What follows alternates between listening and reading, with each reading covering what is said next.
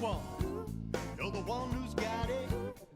What I need, you know you got it. All I'm asking is for a respect. Focusing on the future. Tell me no. Good morning. Hi, my name's Ari Naaman. I'm the president of the Autistic Self-Advocacy Network, and it's a pleasure to be with you all today. Haven't we had a great conference? Hasn't SABE had a great conference?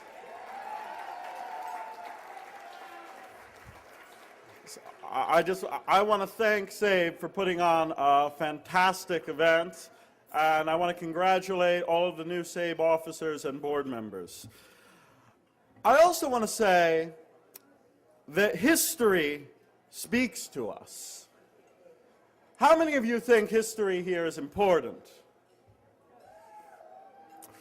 It inspires us to fight for things. The self-advocacy movement has a lot to fight for, I think.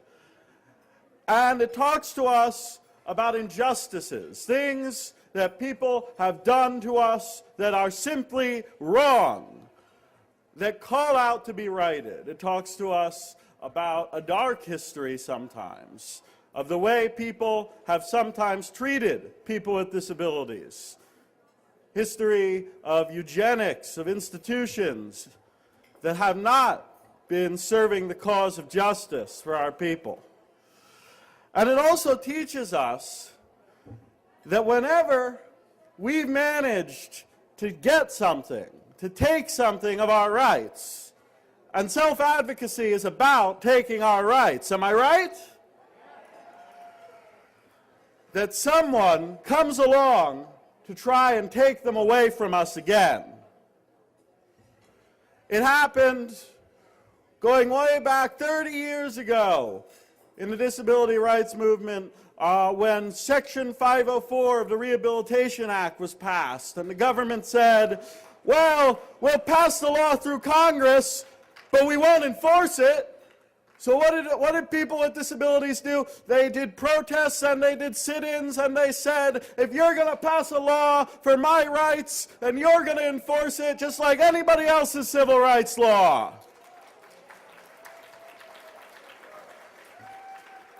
And we spoke up and we got our rights. It happened also when the ADA passed, and the people in power said, well, disability rights is done, right? You've got the ADA, what more do you need? But we said, well, we want more than that. We want the ADA to be enforced, we want services and supports, and we want to control how they are, not have other people control us through them.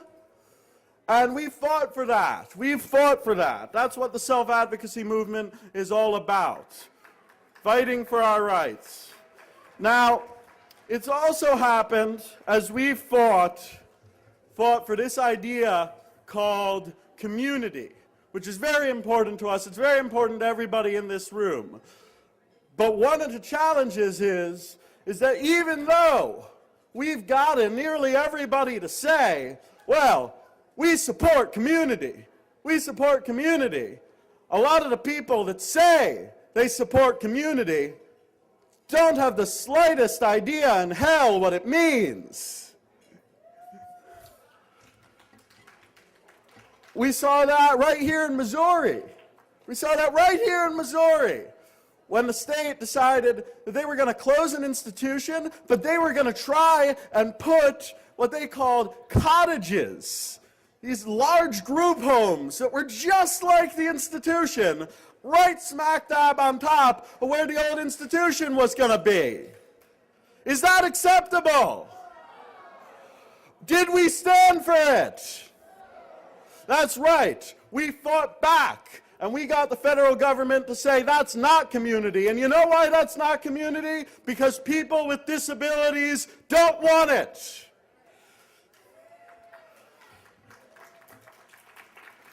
Frederick Douglass, a civil rights movement from not just the century before last, but the century before that, said, power yields nothing without a demand.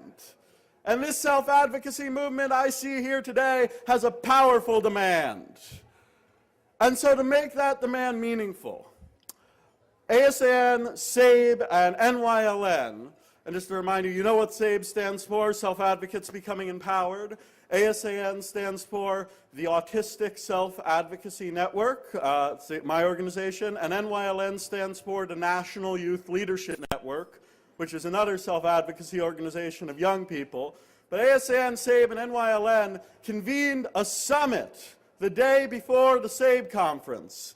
And we brought together over 30 national leaders from the self-advocacy movement to answer a very simple question. What is community and what is not community?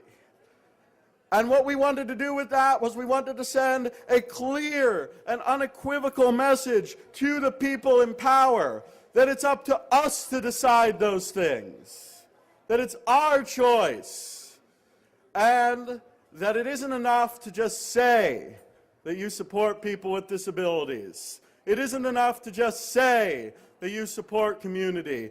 You have to mean it. And we're the ones that are going to hold you to account. We're the ones who are going to decide. So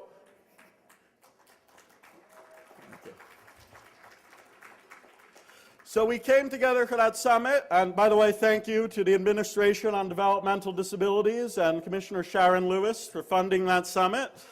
And we came up with some questions that we decided to use to follow up with that discussion, and we saw people come around and ask you those questions. I'd like to thank the members of our interview team, Alicia Ashkenazi, Sean Kirk, Savannah Logsdon, George Braddock, and Nancy Thaler, for going around in the What Is Community interviews, and many of you participated in that, got a free t-shirt, and helped tell the federal government what is and what is not okay.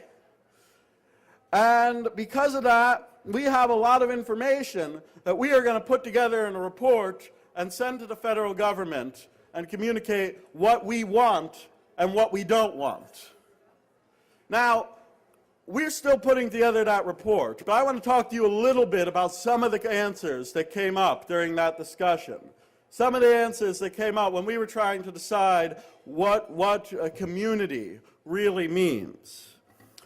We heard from people that said that where people live is not enough, but it's also important.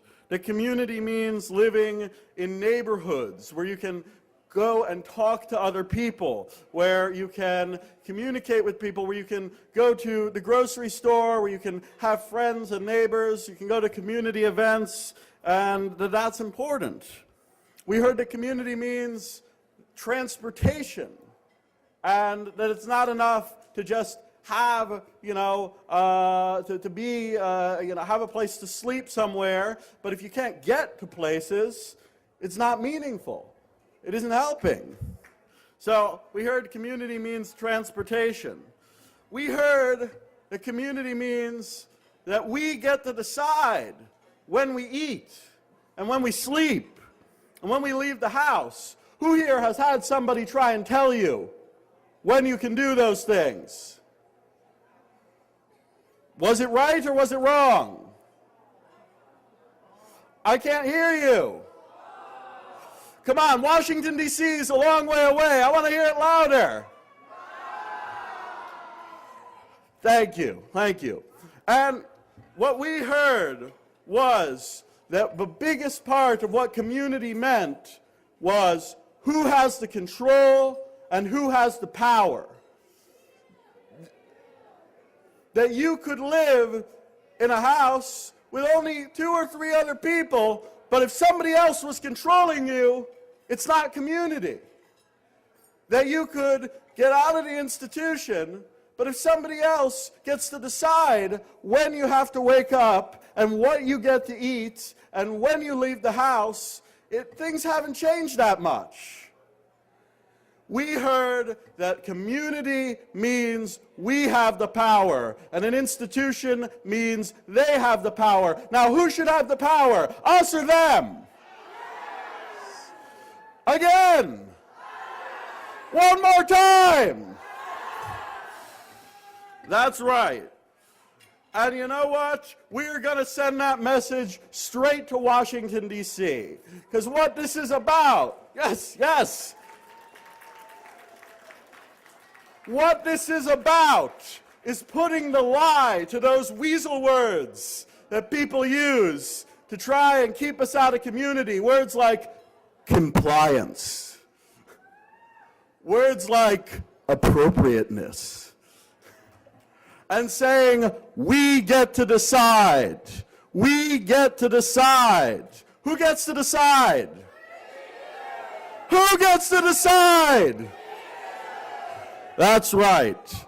So I'm going to hand this over to another excellent leader of the self-advocacy movement. But before I do, I want us to say one time, maybe a few more times than one time, loud enough for them to hear us in Washington, D.C., the slogan of the self-advocacy movement, nothing about us without us. Again. Thank you very much for your time. Have a great breakfast.